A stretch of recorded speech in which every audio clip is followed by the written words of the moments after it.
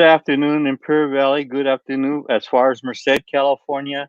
This is Daniel, Culture Leadership. Today, I have today with me a person from the Valley, but right now in Merced.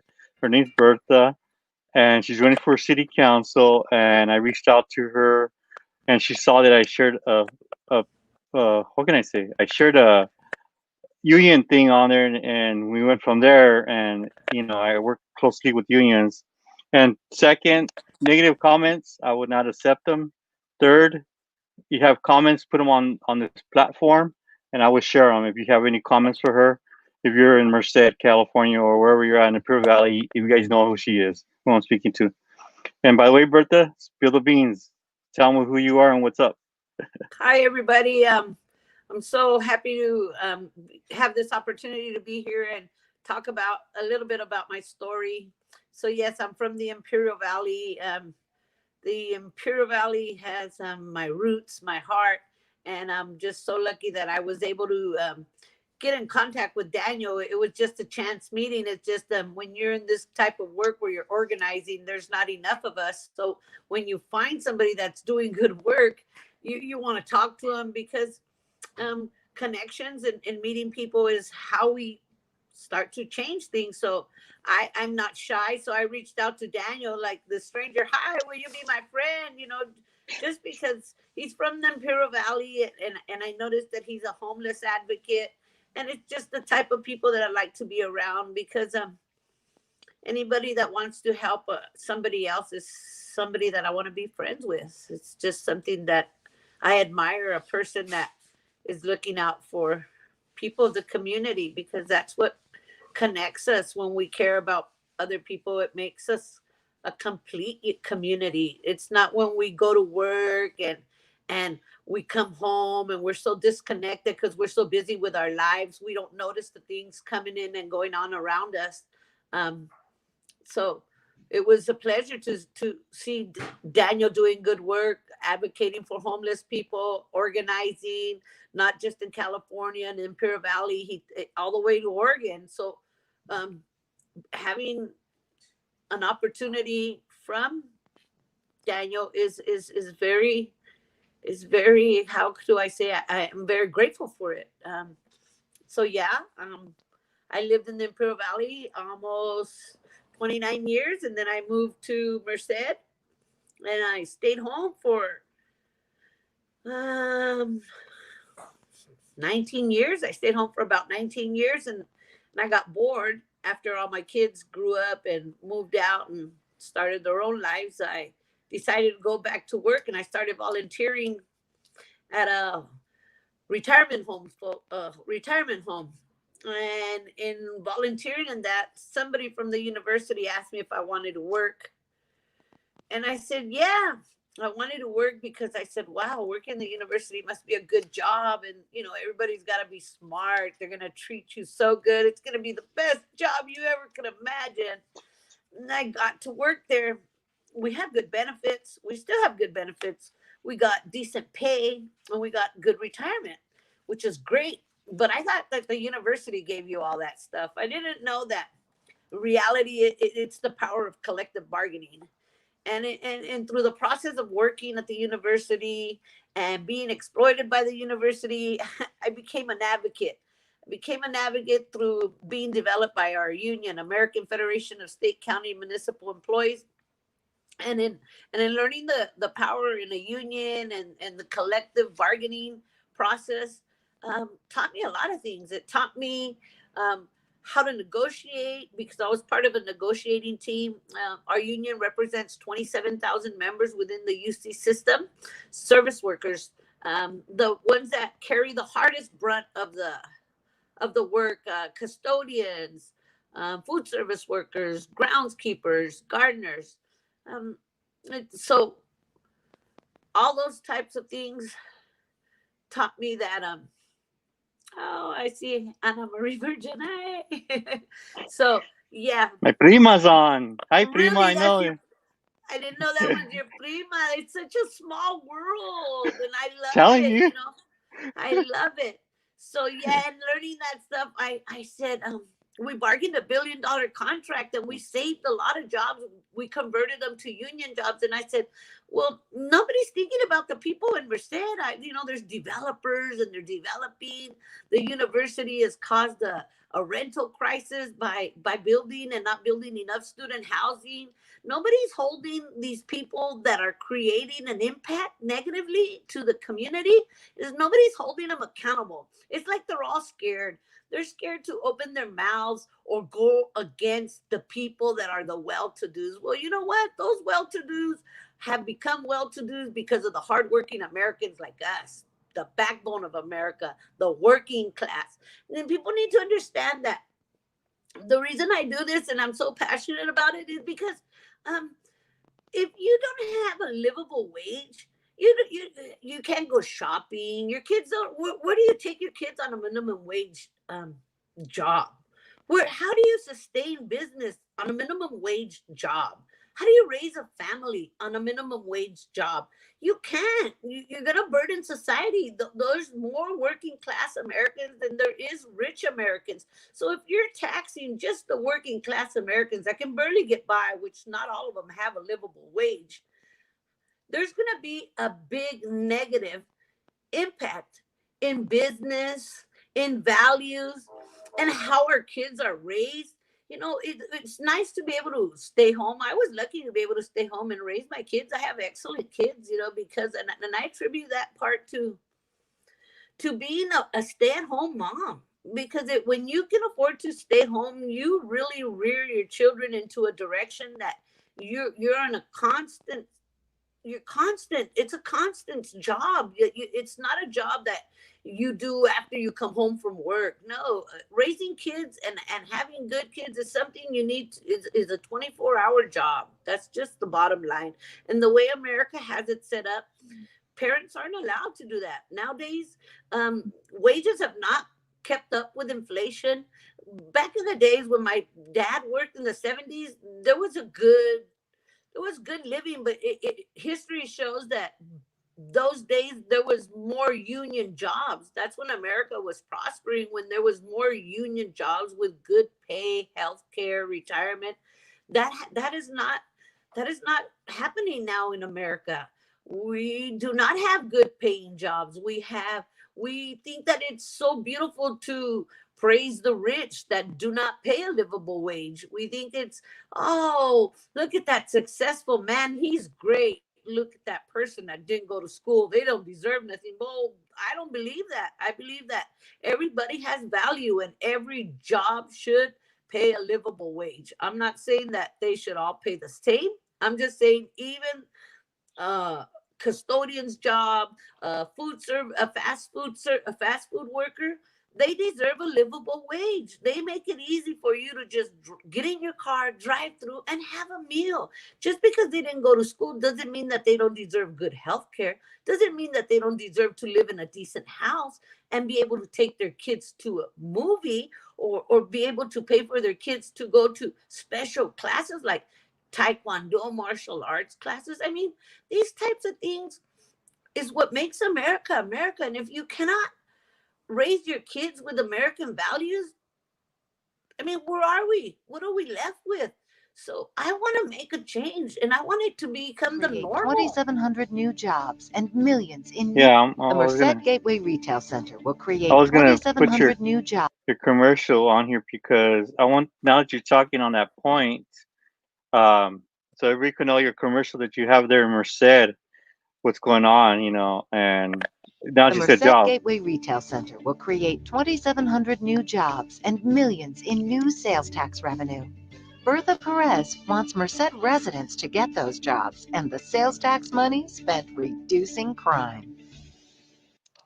That's right. Simple. It's easy. What I want is what everybody wants. We want to be able to go to work. We want to be able to pay our bills. We don't want to pay more taxes. We want to be healthy, and we want our kids to be safe. Everybody wants the same thing, but not everybody thinks that everybody deserves the same thing. I I think that if people got a job, they don't need to be hungry. If people work, they should be able to go to the doctor. If people have that job, they should be able to have their weekends off, at least 2 days off in a row to spend with their family, because the values in America, they seem twisted. We're so busy trying to acquire stuff that we're not paying attention to the value that we have in our homes, because we don't have time. We're so busy trying to earn a living. We wake up, we drink coffee, we go to work, we come home, we cook, and maybe watch a little bit of TV and go to sleep. Where's the value in that if we're so busy just turning the wheel to pay the light, to pay the mortgage bill, to put gas in our car, put food on the table? There's got to be more to life than just earning a living. Yeah, and now that you said that, I mean, now that due to COVID, how do you see it in Merced from Imperial Valley on the COVID side? I'll tell you something. I noticed the two things in California, the hot spots in California, were Imperial Valley and Merced County. No mistake. Can it be because we're both agriculture communities? Is it because most of the community in Merced and Imperial Valley is ag? It's ag, and they wonder why brown skinned people are more affected by COVID than our white counterparts, because we are busy working. We can't afford to stop working, essential or not. We don't have the advantages that other people had. We are coming in last because of the roadblocks that have been placed before us. It's not a mistake. It's like when we were bargaining and the reporter asked me a question about the university, and I said, yeah, I listened to these testimonies throughout the whole state. It's not just the testimonies in Merced. It's different people from San Diego all the way to Sacramento, and their testimonies, and they all sound the same for one reason, because why are they the same? They sound of exploitation. And why? Because the university makes a calculated effort to exploit its workers at the chronic level. And that is just what the systemic racism has been doing to us for hundreds of years. They want to keep us behind. Why? Because if we're too tired earning a living, we cannot raise our concerns of the injustices in the system. Um, it's like, is she making this stuff up? No, this stuff is not made up. This stuff is a reality. I can't force you to research, but it's all there. You're not learning it in school. I don't know how to sometimes say everything that I'm thinking, because I have no formal education or training, but these things that I do know are from experience. And nobody knows more than learning from experience. Like, experience is true knowledge. Experience is true knowledge, and I just want to give people a chance to have their voice at the table. Christina Ford said, Cruz, go, Bertha. She just put a comment right now. Christina Ford Cruz just said, go, you go, Bertha. Yeah, I see. I went to Busy Bee with Justina was young when I'm gonna give away our ages. Yeah, we went to Busy Bee. We went to church. I mean, see, I was raised with these values that I'm talking about, and Justina too. These values of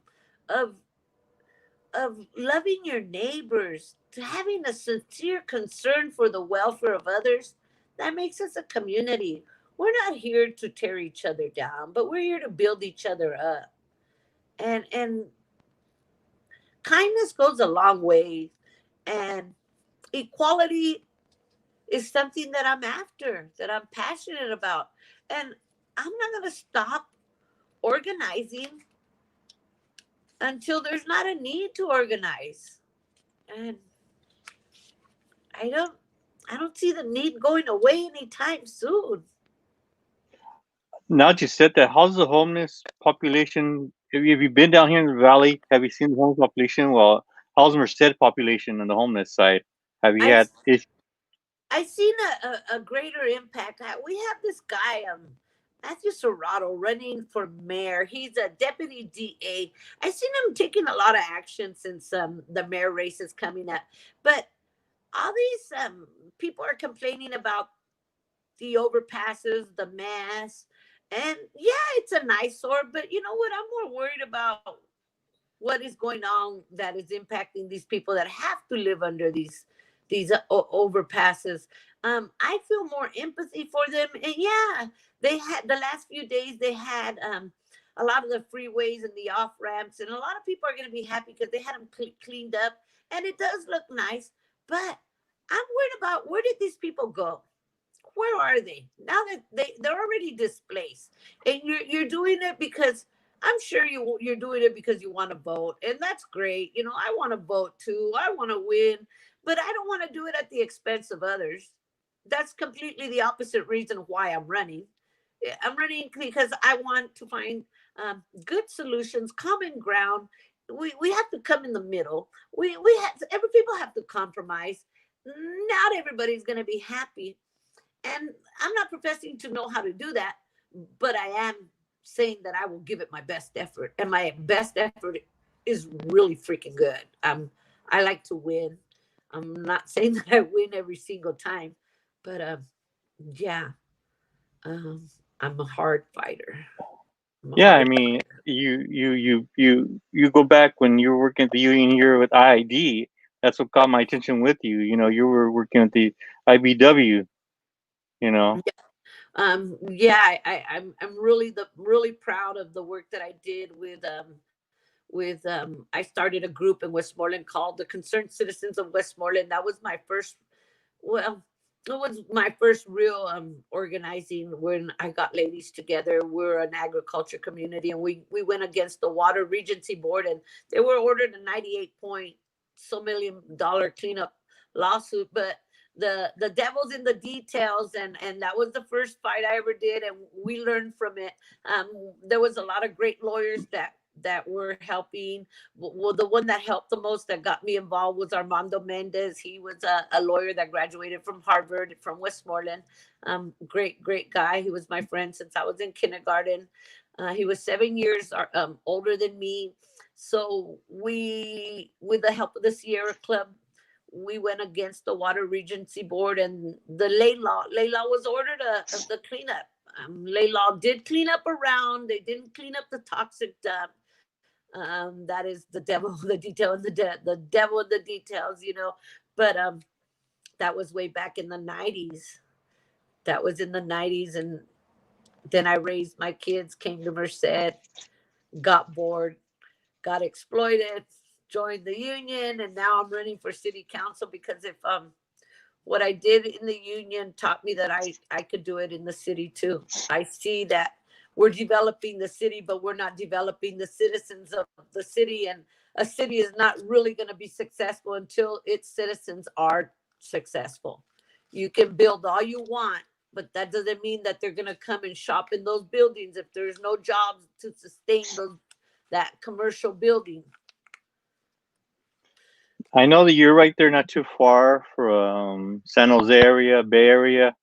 Have you seen a lot of business open up due to COVID? Have you seen the reflection from what the governor's saying, or your city council, or your county board?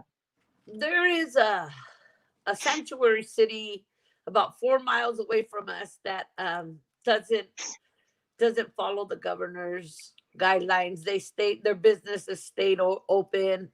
I didn't go to those businesses. I want to keep myself safe. During my campaigning, I did very little canvassing. I mean, I walked all the blocks, but I didn't want to knock on doors. If I seen you outside, I spoke to you. Um, COVID is real.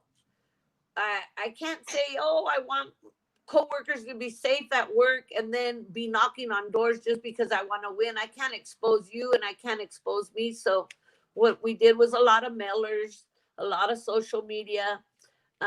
So to be honest with you, I can't tell you because I've only been coming out for essentials, doctor visits, Mostly everything that I'm doing is on Zoom. I can't say be safe and then go out there recklessly and say, oh, I'm going to not follow the rules, but say follow the rules. That's no. I have 6 grandchildren that I want to keep safe. Um, I don't want to catch COVID. It is real. It is real. I mean, it is real because we have family in Lodi just passed away. My mom's cousin, and yeah, Helen passed away, and yeah, it's real. Yeah. It's affecting all of our color people. I call it a lot. The raza's passing away. I mean, it's not even funny. Even from family to cousins or friends of friends, it's like, I travel. When I travel, I keep my 6 feet distance. I'll be traveling on the 15 on. Everybody knows where I'm going to. Going back to Oregon, Idaho area. I got called yesterday. Hey, when you get your butt over here? I said, after the 15, I'm over there. Just chill. Let me take your business down here in Pro Valley, and I'm on my way back home. So yeah, I'm going there for a week and then coming back because I'm doing some research. I already sent out the research already through emails, but I'm doing a little research up there. And one of the Indians contact me. She's like, "Hey, that's a good idea." I'm like, "Well, yeah, it talks reading research, and the Indians are working with me as well on my agenda." So yeah, So it's. Go ahead. So what are you gonna do when you get up there? You should tell everybody too what you're gonna be doing when you get up there. Because I mean, because people need to know what you're doing too. Because that's what this is all about. That's why we're having these conversations. Well, my research is running for the city is one, two, opening a COVID business that's related to COVID, and doing more grant writing classes because they're excited that I'm doing it here in Calapat on the 14th. It got winded up there on social media. Thanks to social media, things do happen. And three, it just networking with my regular culture, raza slash Indians, because they're the people I work very close with every other day. My Indian people, it wasn't for them, I would not be where I'm at. Sometimes I always thank them constantly, and our culture is there all the time. Our culture is there to back us up, but certain times our culture ain't there all the time. I learned this through Imperial Valley. When I need help, están calladitos, but when it's in another area, it's the opposite. It's like, hey, we're here to help you, dude. We need your expertise. We need your brains. We need your resources that you have, from California, or your resource wherever you have them. Let's work together, and that's what's going on in Oregon slash Idaho, because they're sister cities, but they all work together, even though they're sister cities. And that's what's going on over there. And I'm excited because they call me constantly. I got a call last night from Idaho, and I That's was like, great. whoa, you know. You know, when you say that you're in the Imperial Valley and they, I noticed the difference about the Imperial Valley, and once you leave, I noticed that when people that are Hispanic or Mexicanos in the Imperial Valley, they think that they're different than the Mexicanos in Mexicali. What's up with that? I don't get it.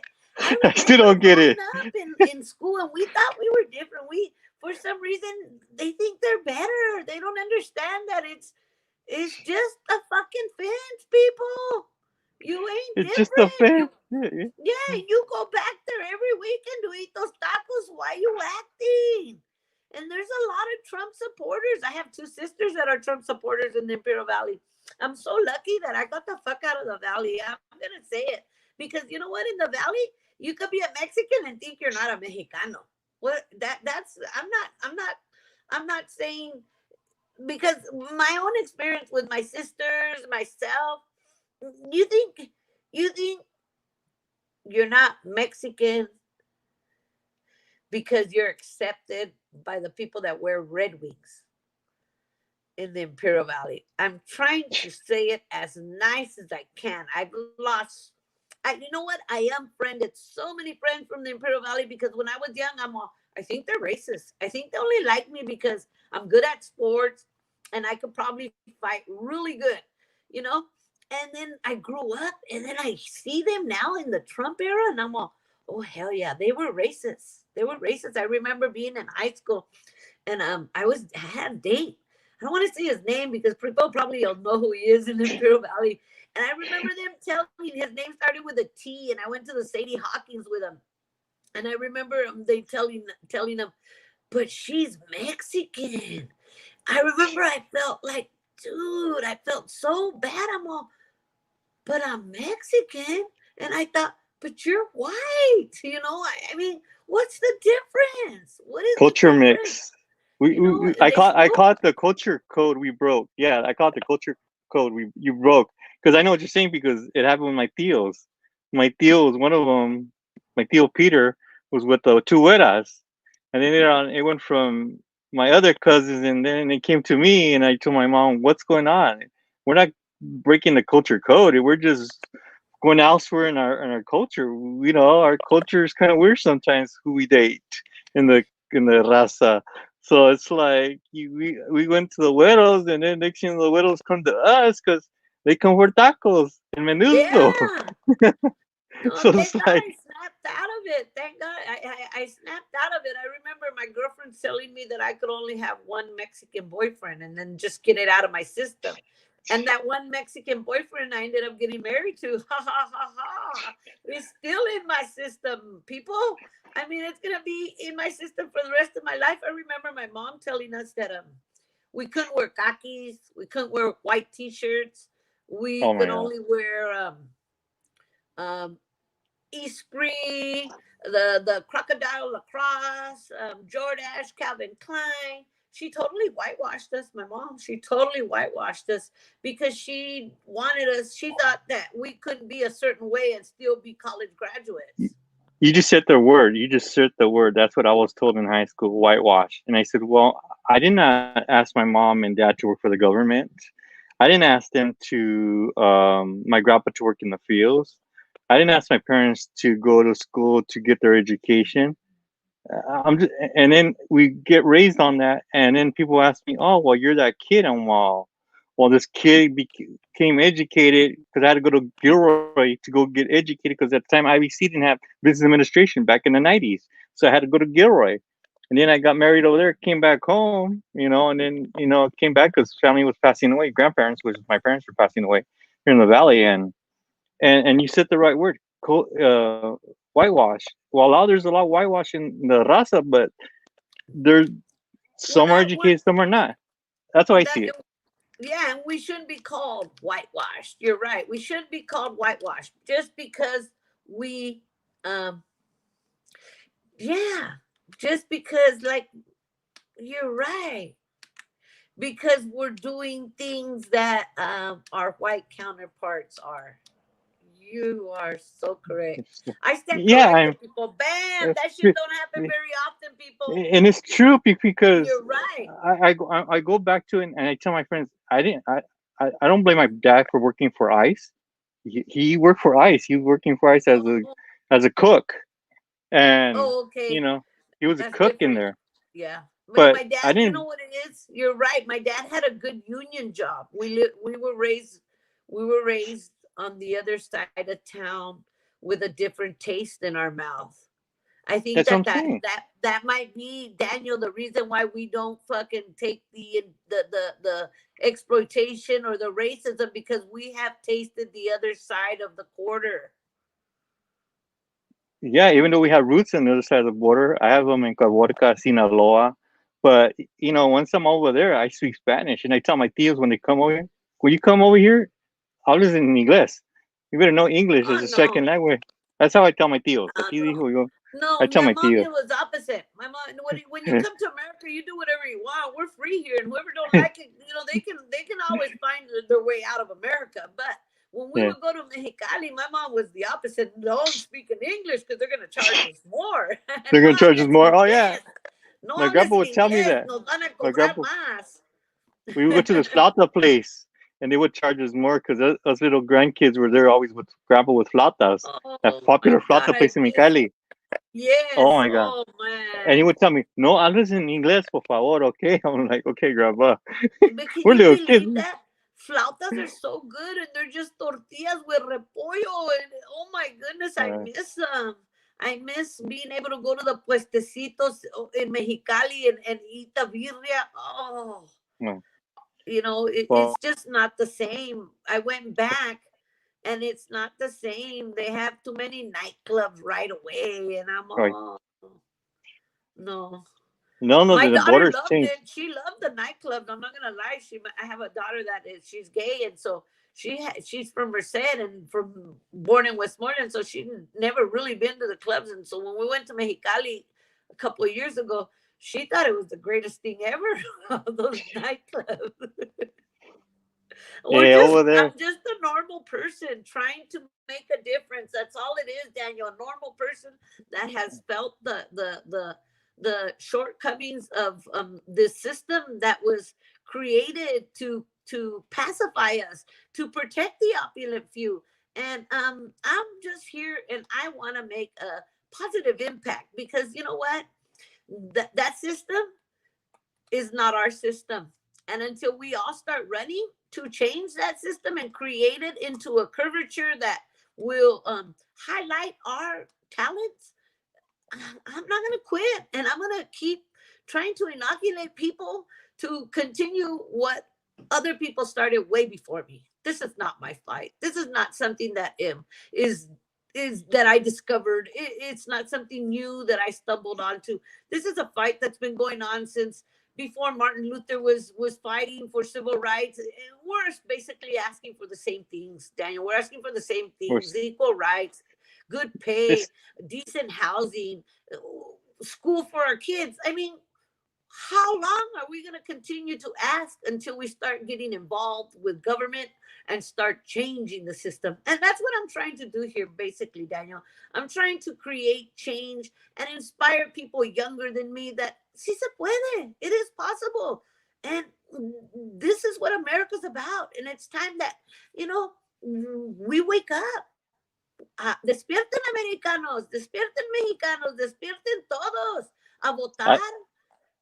Let's run for office. the raza should vote because hopefully in Imperial County / Merced, they're bringing that low Ooh, turnout. I'm hearing there's high ooh. turnout due to COVID. It's never been done before. Imperial County, I was at a training for poll working, and I can't this season because I'm doing media so much. I got a contract. I'm working with one of the council, future council. And what's funny is that I found out 60%, 60,000 voted last quarter and registered last vote. This quarter is 90,000, and I hopefully those 90,000 do vote in this county and within the state of California and the state of the United States, because our people are coming out now, and I heard it's the young generation is coming out from the age gap is from 24 to 45. Yeah, I don't we know if you are the know. sleeping giant. Yeah, We are. and Yeah, and, we are. and those people, those kids are waking up, which is good. And now they're seeing that we're going to run for office. They're going to run for office behind us, and I see that happening Yeah, from any parts of the yeah, globe you're at. I mean, because the raza's everywhere, and no matter what part of the country you're at, the raza's there. The raza's right there picking yeah. up the farm. Because they The need us. Yeah, the They need us. They need us. We are talented, multi-talented, from the high-tech jobs to the service industry. There is not a piece of this business in the world that La Raza doesn't have, has not touched in on. I think we even no, have Hispanic astronaut, don't we? yeah, we do. Hernandez, Yeah, and he's there in you go. Sacramento. I spoke to him when I was in Sacramento, when I was at the Capitol. I got a chance to talk to him by inbox, and he's just constantly. Now he's on my Facebook. If he's listening, he's listening. But That's yeah, great. yeah, he's our first astronaut. He lives in Sacramento, and I had a chance to reach out to him when I was at the Capitol as a journalist, and now I'm still reaching out to everybody and everybody that's same color, making sure the difference is happening, making sure everybody votes, make sure everybody makes that count, make sure everybody knows that we're educated, not uneducated like certain cultures are, which I'm not gonna say. We're educated. Yes, we are. We're educated through our ancestors, to our grandparents, to our parents, to we go on. I mean, every day I'm reading a different book. Today I was reading a book about COVID in the industry I'm going to be doing up in Idaho / Oregon.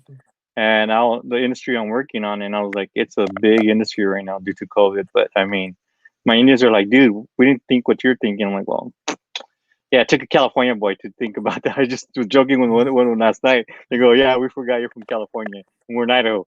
We didn't think what you're thinking. I said, well, using my brains to let you know, hello, we got to work together on this project over there. And so, Yeah, yeah, working together is great. It's awesome because I mean, different ideas.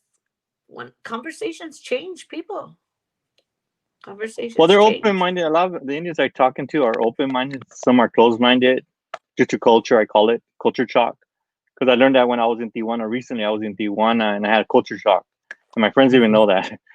And they're like, dude, I asked for certain tacos. They gave me tacos de birria instead of just regular beef tacos, and I was like, what the heck? And the girl that was my friend, I posted them on Facebook, and I was like, what the heck? Culture shock I ever had. And it was my first time in Tijuana. I was at where the border's at, right there where the Oh man, water's at. I was we right there put with our Hugo. we Hugo. put I our was with orders Hugo. in.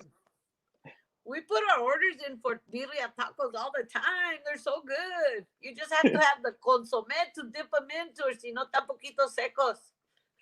Yeah, it was something that I tell people, man, a culture shock I had in Tijuana, but it was I don't know. I tell that people to my closest friends, but yeah, I'm just glad everybody's running from all sides of the spectrum, which is the raza, those and the blacks, which we're close. We all live close in the east side. I live in the east side. There's blacks around me, but now it's considered puro mexicano, puro raza, Okay. and they're cool people. They just keep their distance, but they're cool people. And in Merced, I'm pretty sure that's going on over there in Merced. You're not too far from Los Baños. So everybody that's listening to me, Los Baños, she's not too far from there. She's running for office, so reach out to her and help her. 3 days to campaign. If you guys want to volunteer, go contact her to help in that region, because I have cousins and familia in the Merced area. So if you guys are listening to me, don't forget to share, and let this go viral on Bertha. Yes. Those are listening. Thank you Because so much, Daniel. Thank you so much. When you're coming through, if you don't fly, you need to stop in Merced so I can treat you to lunch. I'll make that happen. I'll try to make that happen. Okay, good. But I'm thank gonna make you. sure you get some birria tacos. No, I'm just playing. Well, no, my cuñada just made me. Hasta pagué mi. I'll say. I made my cuñada made me ceviche for 3 days, so I'm excited. Right now, I'm full with ceviche ahorita. Oh, right on. I caught the weekend ceviche. I'm like, oh my gosh, it just hit me. I Ceviche. have a problem. I don't know. I only know how to cook certain things Mexican, not everything Mexican. I don't know how to Tamales? make menudo. I don't know how to make pozole, and I don't know how to make tamales. Oh my goodness! I wish I had learned. Tamales is my favorite for Christmas time and Thanksgiving time. My son makes the tamales. He's the tamale maker of the family, and then I don't even try to, and I don't challenge him. Let him. It's a lot of work. Oh yeah, I had a friend that she's in Parker, and she did that. And I go, I'll be waiting for your tamales, because it's that season, the winter season, where we just gotta have our hot tamale in us. I call it our energy bar for raza. Yeah. Yeah. Well, thank But you thank so you, much for this Bertha. opportunity, Daniel. I And really appreciate it. And let's keep in touch. don't forget And to please vote Bertha. Bertha Perez for City Council, Merced, District 3. Yeah. District 3 in Merced. Yep. Okay, District 3. Yeah, I forgot. You guys have districts, so Imperial Valley don't have that. We're not as big. In my heart, the Imperial Valley is the most giant place in the world. Well, we're gonna end this, Daniel. And thank you. Thank you. Bye-bye. Bye.